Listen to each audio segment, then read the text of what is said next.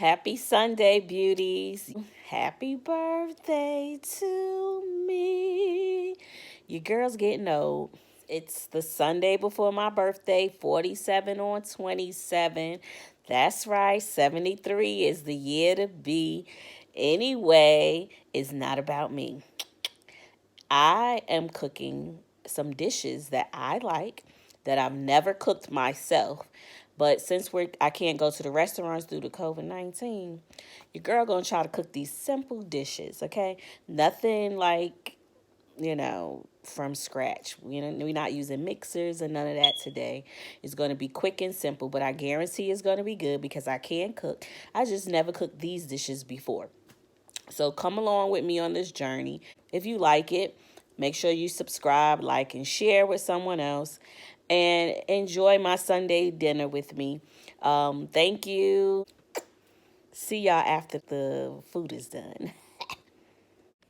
So here we have the ingredients that we're going to use for the peach cobbler. And we'll break it down a little further on. First, we're going to open our first of 2 cans of peaches, Del Monte, if you will. So we're going to open that on up and put that in our pot that we're going to use to heat up the peaches.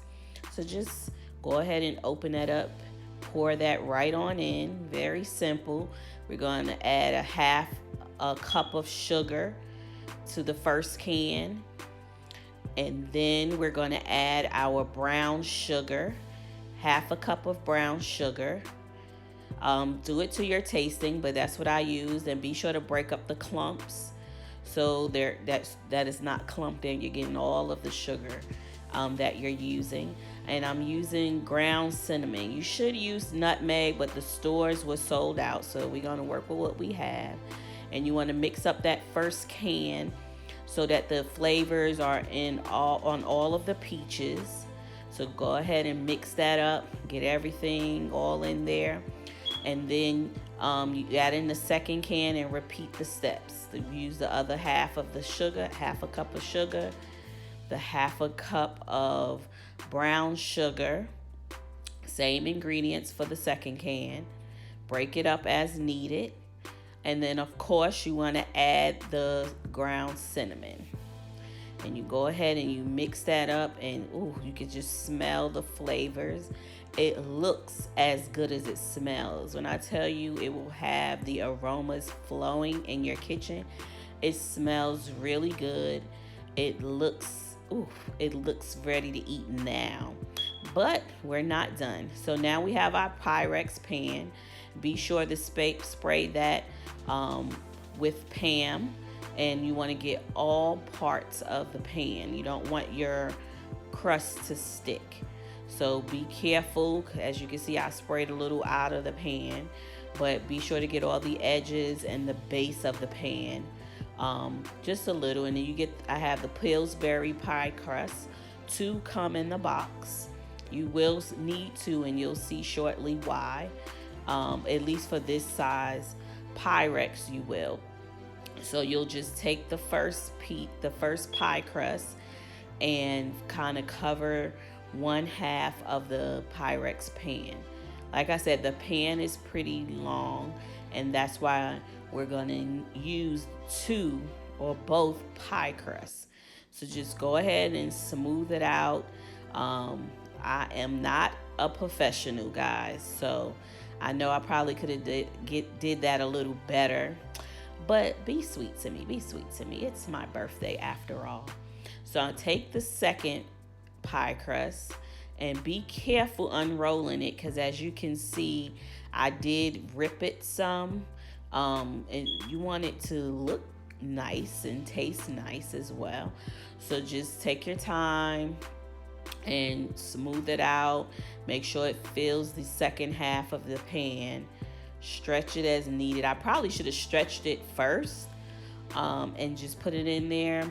But honey, when you're not professional, these are the things that you do. But guess what? It's made in love. It's my birthday. It doesn't have to be perfect.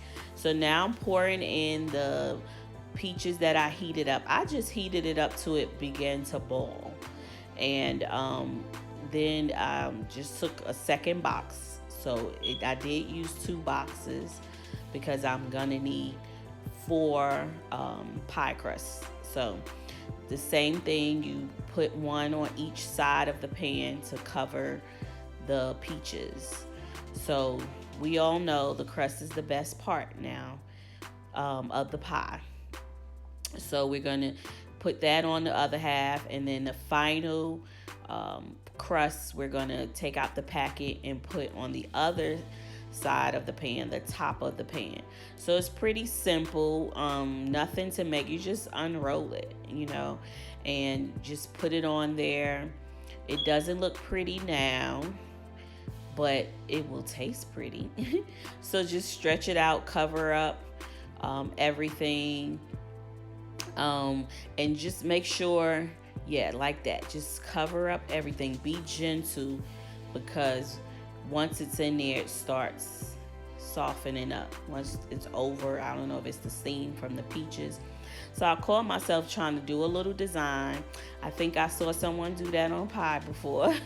So I just decided to add a little design, if you will, to the pie, to the pan. And it doesn't have to be perfect, but we just working on it, going around the entire pan, putting in the fork marks. And then you can see I cut the excess off the edges, cleaned it up a little bit, and now I melted some butter, and I'm just taking the brush and wiping the butter across there. That's going to help with the browning while it's in the oven. And I let it bake for about an hour. You see I put the little forks, you see the dough is softening up. I probably should have poured out some of the juice from the peaches, but who cares? It doesn't have to be perfect. And and I did that. You see it pulling away from the edge a little. So I put it in the oven, like I said, for about an hour or until it browned. And this is the finished product. So I plated the finished product. I added some Breyer's French vanilla ice cream, and let's see how it came out. Now I like crust, so let's see.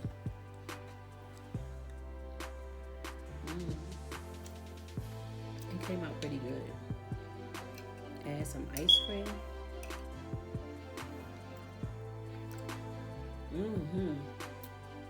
It came out pretty good. So try this. Let me know how yours come out. And happy birthday to me. Bye, guys.